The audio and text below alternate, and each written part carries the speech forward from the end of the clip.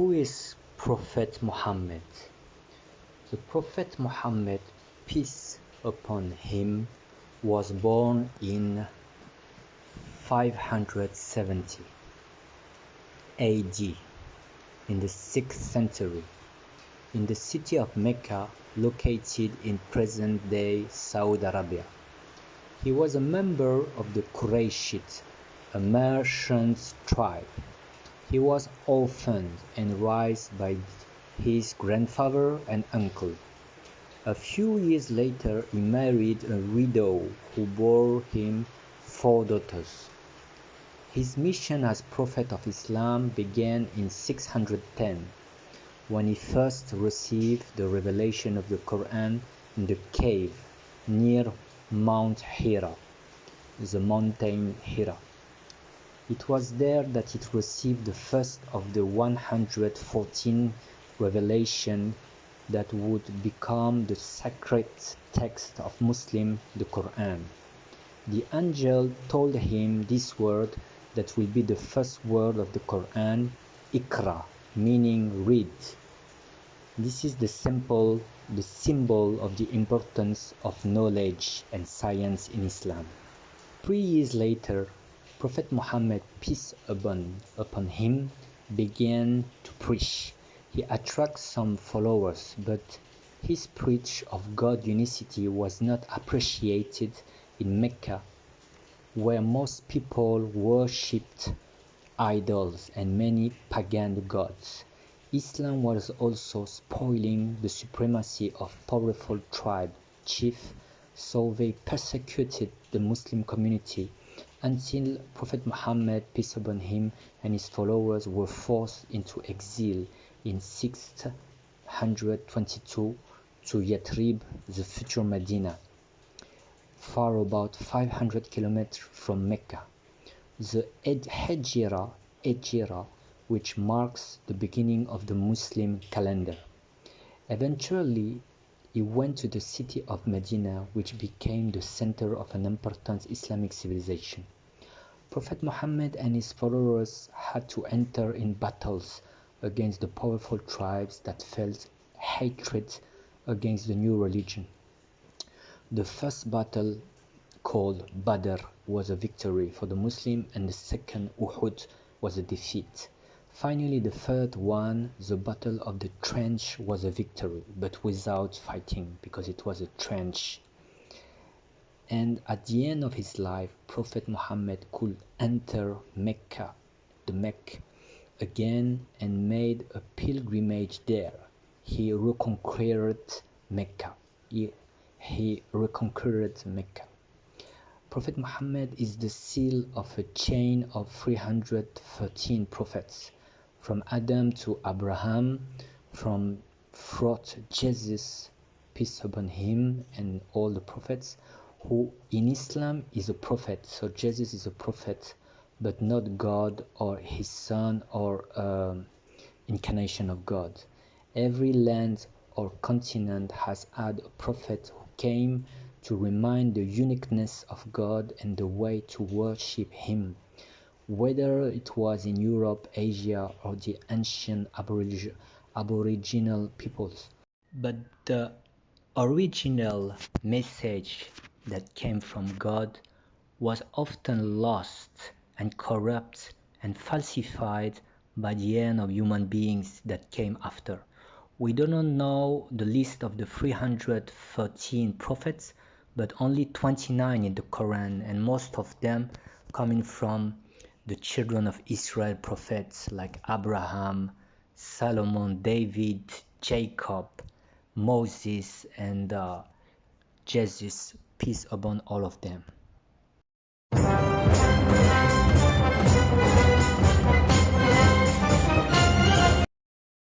The first pillar of Islam is the testimony of faith. Anybody that wants to enter Islam has to say the sentence in Arabic, Ashhadu an la ilaha illallah wa ashhadu an Muhammadan Rasulullah. It means that there is no God except Allah, and that I testimony that Muhammad is the Prophet of God. The second pillar of Islam is the prayer.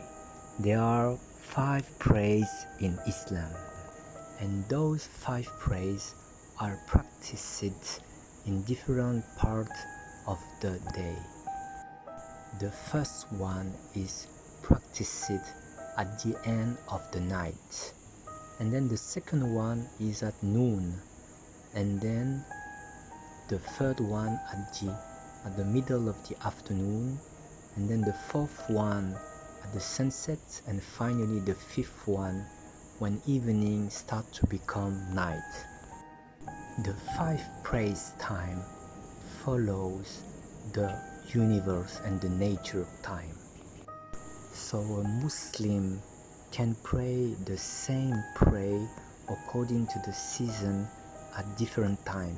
For example, the night prayer can be prayed during summer at 3 a.m. and during winter at 6 a.m.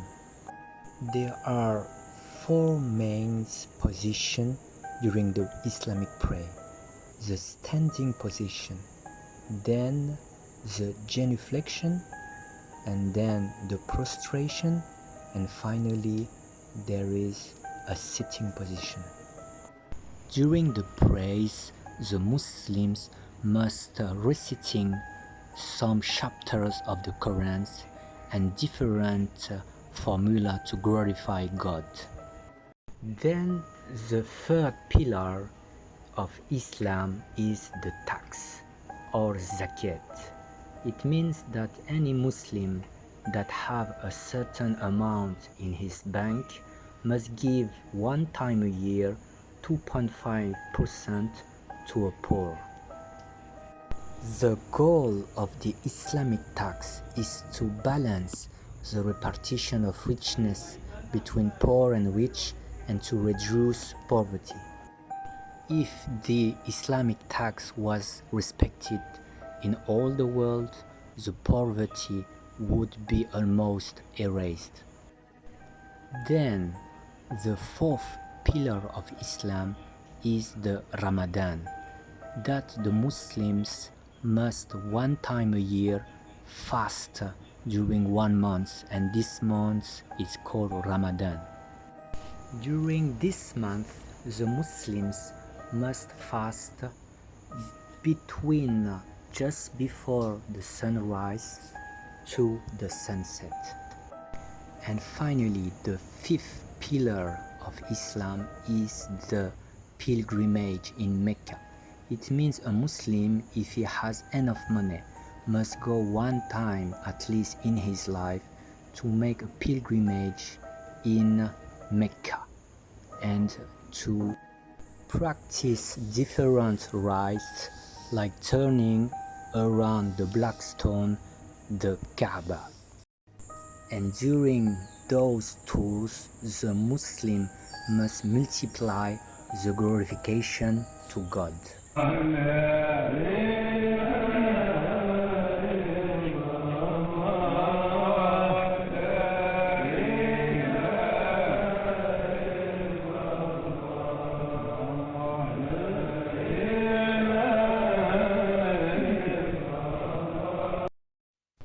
The Muslim must believe in 6 pillars of faith. The first one is to believe in Allah, God. In Islam, the definition of God is transcendental. God is absolute. He is beyond the form. He is omnipotent, omniscient. He has created everything and is not created. So it cannot be, for example, a human like Jesus. Jesus was born and died and had a body. So this is not aligned with the absolute definition of God in Islam, where Allah is beyond the time, the birth and the death and the body. He is beyond time and distance, and He created the universe, but the universe is only a grain of sand in His creation. The second pillar of faith in Islam is to believe to the prophets. So God sent on the earth 313 prophets on every place to remind people that they have to worship God and that this lower world is not eternal and it's not a paradise. Their role is to teach people how to worship God properly and also to alarm people about the trick of this life and the tricks of Satan on this lower world. God sent in every place on the earth a prophet, whether it was in America, in Europe, in Africa, or in Asia, or any place. But we don't know all of them, and we know only 29 of them, and most of them were from Israel, like Abraham, Moses, or Jesus. And the last one is the prophet Mohamed, that is not from Israel but is Arabic. Peace upon all of the prophets. In the Islamic tradition, God said that He revealed the identity of some of the prophets but didn't reveal the identity of all of them. So we know the name of 29 of them. And it's possible that some very famous spiritual figures like Rama, Krishna, or Buddha were also some prophets. So for example, some hadith of the Prophet Muhammad, hadith meaning words of the Prophet, talk about a prophet that had a black skin in India, and his name was Kihan. So Kihan can be Krishna, but we are not sure. And in China, it's possible that the 5 antique emperors that date 3000 years before Jesus, the mythic 5 emperors, were also some prophets, as they evoked Lao Tian, the old sky in Chinese, and this old sky has many characteristics and common points with the monotheist God. They expressed the fear in front of the responsibility to be an emperor, and this title was given by the old sky, exactly like the responsibility to be a prophet that is given by God to the prophet. And then the third pillar of faith in Islam is to believe to the holy books. So in Islam, we believe that there were 84 holy books since the creation of the world, and the 4 main that we are sure that they were from God are the Holy Bible, and then the Psalm of David, and then the Gospel of Jesus, and the final one is the Quran, given to the Prophet Muhammad, peace upon all of them. Most of all the other were lost, but it's possible that, for example, the Veda of the Hindu was originally from God and was a monotheist book. But in Islam, we believe that only the last book revealed by God was protected and was 100% unchanged. And this last book is the Quran. And then the 4th pillar of faith in Islam is to believe to the angels. God created the human being from clay, and He created the angel from light. The angels have no free will. They are dedicated to worship God.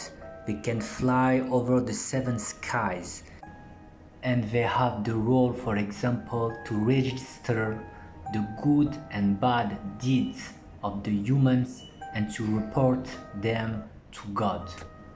Some have the role to give the revelation to some prophets, like the angel Gabriel, who is the chief of the angel, who gave the revelation to the Prophet Mohammed, peace upon him, and also some other have for role to take the soul of the deaf, meaning to take the soul of the human when they are dying.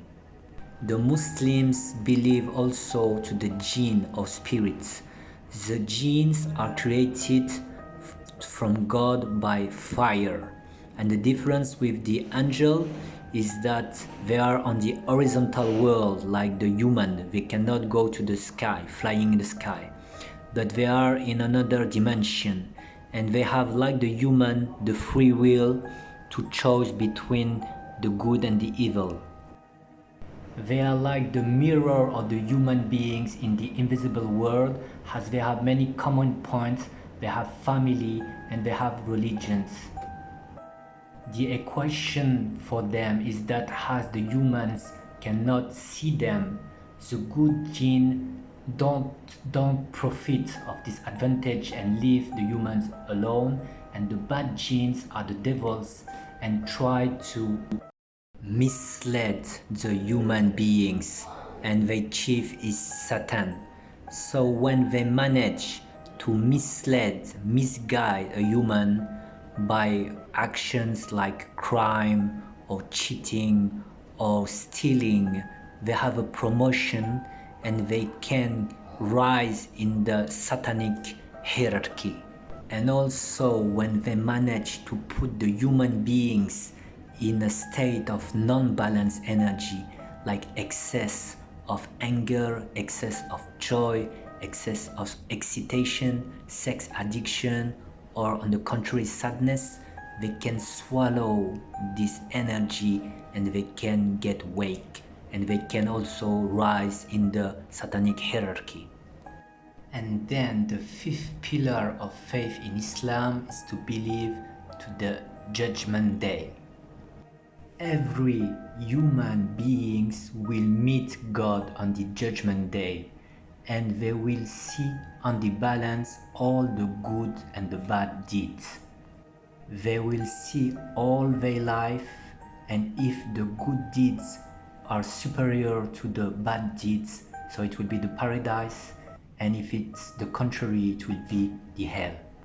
The Quran said that every good deeds that have the weight of an atom will be seen, and every bad deeds that have the weight of an atom will be also seen on the balance. And finally, the sixth pillar of faith is the fate or destiny. It means that God wrote all the destiny of the human beings, each human, in the pre-eternity. But it doesn't mean that we just have to rest, because we have the free will. So we will be judged on how our free will that can choose between the good and the evil.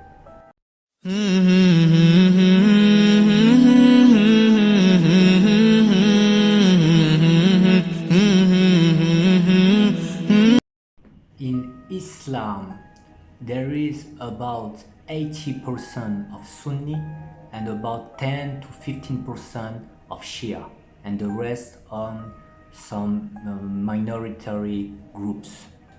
The Shia are concentrated only in some countries like Iran, where the quasi totality is Shia, and then Lebanon and Yemen and Iraq.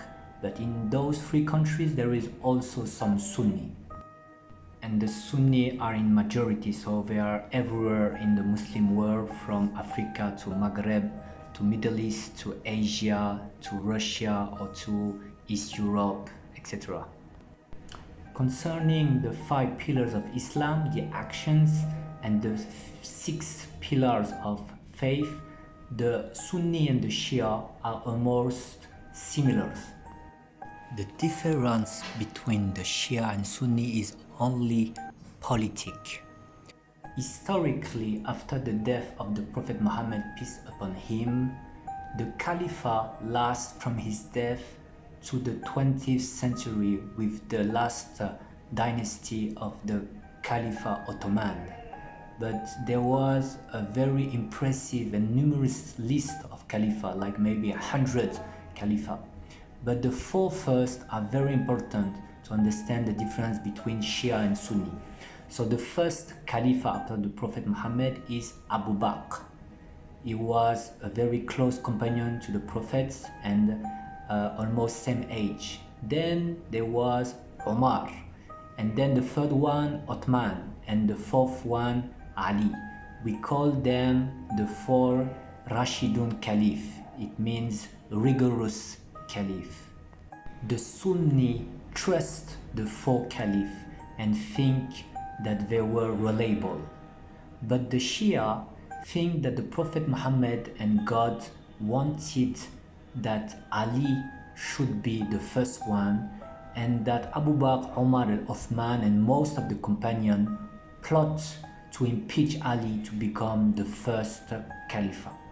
So the Shia hates the third caliph and also the wife of the Prophet Muhammad, Aisha, and they believe that the caliph must belong to the Prophet Muhammad family.